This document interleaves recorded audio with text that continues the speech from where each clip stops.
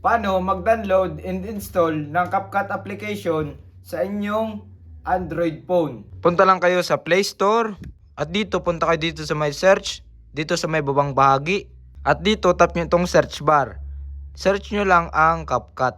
Tap lang natin itong CapCut at ito ang lalabas sa kanya.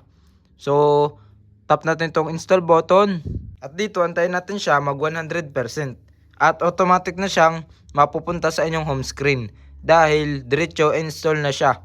So ayan, kung makikita nyo 92% na siya, so malapit na siya mag 100%. So ayan, 100 na. Pag mabilis ang inyong wifi network, so mabilis din siya mai-install sa inyong Android phone. So tingnan na natin, back tayo, tingnan natin.